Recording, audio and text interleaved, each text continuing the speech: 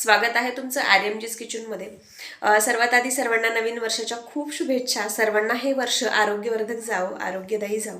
तर हे आपल्याला आरोग्य सांभाळण्यासाठी जेवण खूप महत्त्वाचं असतंच।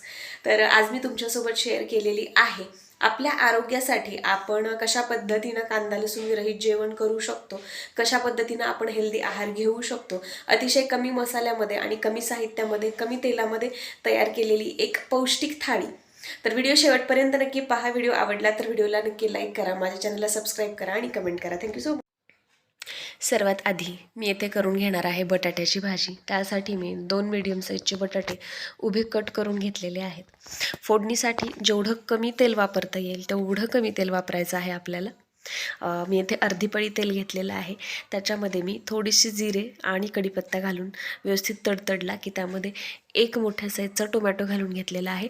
आपण पूर्ण कांदा लसूण विरहित भाज्या बनवणार आहोत, त्यामुळे मी येथे फक्त टोमॅटो घातलेला आहे। आणि टोमॅटो व्यवस्थित शिजण्यासाठी मी लगेच चवीपुरतं मीठही घालून घेतलेलं आहे। मीठ टाकलं की टोमॅटो लवकर शिजलं जातं। फक्त एक वाफ आणायची आहे तुम्हाला 2 ते 2.5 मिनिटांची। एवढ्या वेळामध्ये आपलं टोमॅटो चांगलं शिजतं, पाहू शकताय तुम्ही। अशा पद्धतीनं टोमॅटो आपलं स्मॅश झालेलं आहे। त्यानंतर मी याच्यामध्ये घातलेली आहे अगदी थोडीशी हळद, त्यानंतर पाव ते अर्धा चमचा मी धनिया पावडर घातलेली आहे आणि अगदी थोडंसं लाल तिखट। हेल्दी भाज्या हव्या असतील ना तर जेवढा कमी मसाला वापरता येईल, जेवढं कमी तिखट करता येईल आणि जेवढं आपल्याला नॅचरली भाज्या व्यवस्थित शिजवता येतील तेवढ्या शिजवण्याचा प्रयत्न करायचा आहे आपल्याला इथं। त्यानंतर मी याच्यामध्ये घातलेलं आहे अगदी थोडंसं अद्रक किसून। सर्व आपली फोडणी मी व्यवस्थित मिक्स करून घेतलेली आहे आणि मिक्स केली की त्यामध्ये मी घातलेले आहेत आपल्या बटाट्याच्या फोडी। तर ही फोडणी व्यवस्थित सर्व बटाट्याच्या फोडींना लावून घ्यायची आहे आपल्याला आणि बटाट्याच्या फोडींना एक वाफ आणायची आहे। लगेच पाणी मी घातलेलं नाही आहे, याला आधी एक वाफ येऊ दिलेली आहे मी बटाट्याला, म्हणजे मग आपल्या फोडणीची चव बटाट्यामध्ये चांगली येते आणि खातानाही छान लागतं। तर आपल्या बटाट्याला वाफ येते तोपर्यंत मी दुसऱ्या भाजीची तयारी केलेली आहे। आपली दुसरी भाजी आहे भोपळ्याची भाजी। भोपळा प्रत्येक जणालाच आवडत नाही, म्हणजे बऱ्याच जणांना आवडतच नाही भोपळा, परंतु तुम्ही जर मुगाची डाळ घालून भोपळा केलात तर खूप छान लागतो। अशा पद्धतीनं तुम्ही एकदा नक्की ट्राय करा। तर आपली बटाट्याला वाफ आलेली आहे। वाफ आल्याच्या नंतर मी याच्यामध्ये 1 वाटी भरून गरम पाणी घालून घेतलेलं आहे।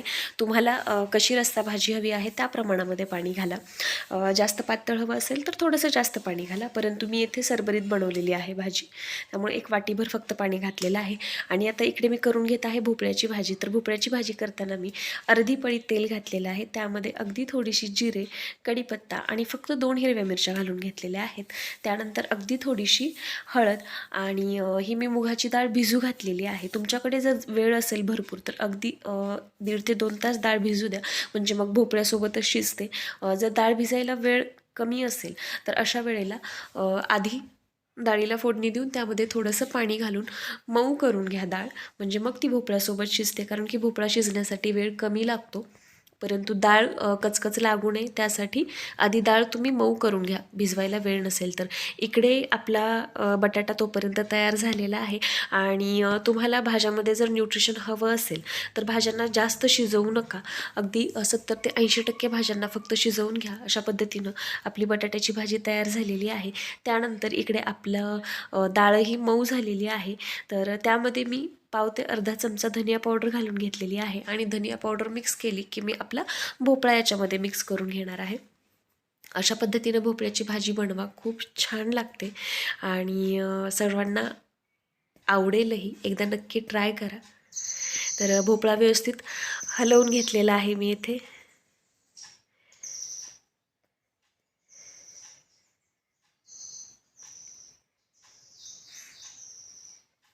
आणि वरतून घातलेलं आहे चवीपुरतं मीठ।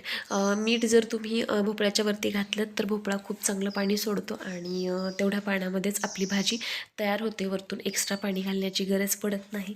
आता व्यवस्थित आपल्याला 50 ते 60% हा भोपळा शिजवून घ्यायचा आहे।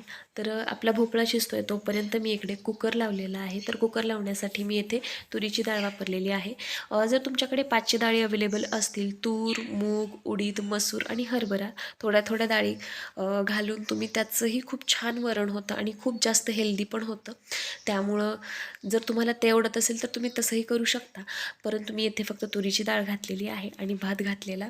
भातासाठी मी तांदूळ घातलेला आहे. कुकरच्या 3 ते 4 शिट्ट्यांमध्ये आपला डाळ आणि भात तयार होणार आहे. अधूनमधून तुम्ही भोपळ्यालाही हलवत राहा, म्हणजे खाली कढईला चिकटणार नाही.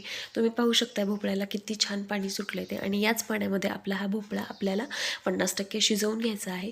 या स्टेजला आपला भोपळा 50% शिजलेला आहे. त्यानंतर मी वरतून अगदी पाव चमचा लाल तिखट घातलेला आहे, कारण की मी मगाशी सांगितल्याप्रमाणे तुम्हाला जर हेल्दी भाज्या हव्या असतील तर तिखट थोडंसं कमी ठेवा आणि भाज्या थोड्याशा कमी शिजवा, म्हणजे मग आपल्याला भरपूर न्यूट्रिशन मिळतं. तर मी अगदी पाव चमचा लाल तिखट घालून त्यामध्ये 1 चमचा मी शेंगदाण्याचं कूट घालून घेतलेलं आहे आणि याला एक वाफ काढून घेतलेली आहे. तर आपली भोपळ्याची भाजी तयार झालेली आहे. अगदी 70 ते 80% फक्त शिजवायची आहे, आपल्याला जास्त शिजवायची नाही. तयार झालेली आहे आपली भोपळ्याची भाजी. त्यानंतर मी गॅसवरती तवा गरम करायला ठेवलेला आहे आणि आता मी भाकरी बनवून घेणार आहे. तर माझ्याकडे आत्ता या दिवसामध्ये बाजरीच्या भाकरी आपण सर्वजण खातो आणि बाजरीच्या भाकरी या दिवसामध्ये म्हणजे हिवाळ्यामध्ये खाल्लेल्या हेल्दी असतात असं म्हणतात. तर तुमच्याकडे जर बाजरी असेल तर नक्की बाजरीच्या भाकरी बनवा, आणि जर बाजरी अवेलेबल नसेल तर तुम्ही याच्याऐवजी ज्वारीची भाकरी बनवली तरी चालेल, किंवा नाचणीची भाकरी बनवली. जर तुम्ही नाचणीची भाकरी खात असाल तर नाचणीची भाकरी या भाज्यांसोबत खूप छान लागते आणि प्लस हेल्दीही असते. त्यामुळं नक्की बनवून पहा. तर मी येथे बाजरीची भाकरी बनवलेली आहे. थोडंसं पीठ घालून त्यामध्ये थोडंसं मीठ घालून मी पाणी टाकून पीठ मळून व्यवस्थित गोळा करून आता ही भाकरी थापून घेत आहे मी. खूप छान लागते बाजरीची भाकरी, एकदा नक्की ट्राय करा. छोट्या छोट्या भाकरी बनवून घेत आहे मी येथे.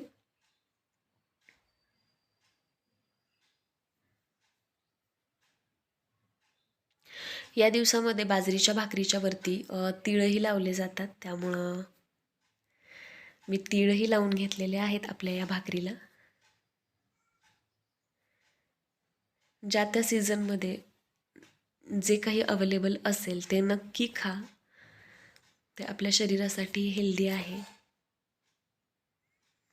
आणि तवा तापलेला आहे. तवा तापला की लगेच आपल्याला भाकरी तव्यावरती टाकून घ्यायची आहे.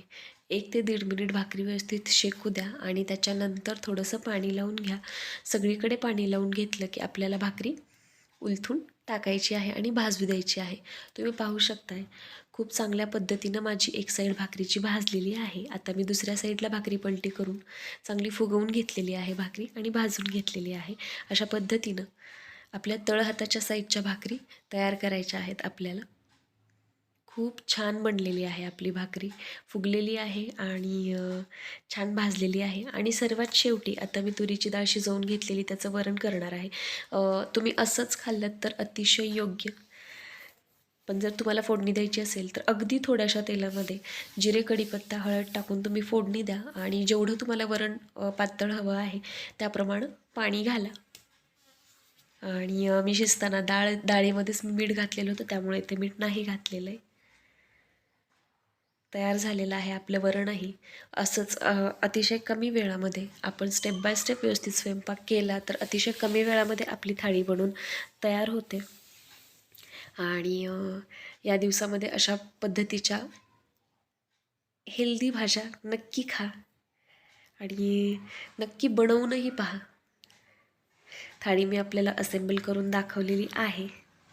यामध्ये मी सर्वात शेवटी थाळीमध्ये आपल्या ताकही घातलेलं आहे, कारण की सर्व जेवण झाल्याच्या नंतर दही किंवा ताक खाल्लत किंवा पिलत तर आपलं पूर्ण जेवणाचं पचनही होतं असं म्हणतात. त्यामुळं नक्की ताक मी घेतलेलं आहे थालीमध्ये. यामध्ये थोडंसं मीठ, थोडीशी जिरीपूड आणि कोथिंबीर घालून घेतलेली आहे. आणि तुम्हाला जर गोड खाण्याची इच्छा असेल या थाळीसोबत तर बाजरीच्या भाकरीसोबत गूळ आणि त्याच्यावरती तूप खूप मस्त कॉम्बिनेशन आहे. एकदा नक्की ट्राय करा, खूप छान लागतं. यासाठी मी थाळीमध्ये घेतलेलं आहे गूळ, तूप आणि बाजरीची भाकरी. एक स्वीट डिश म्हणूनही होतं आणि चवही छान येते. तर तुम्हाला जर आजची माझी ही थाळीची रेसिपी आवडली असेल तर नक्की चॅनलला लाईक करा, सबस्क्राईब करा आणि कमेंट करा.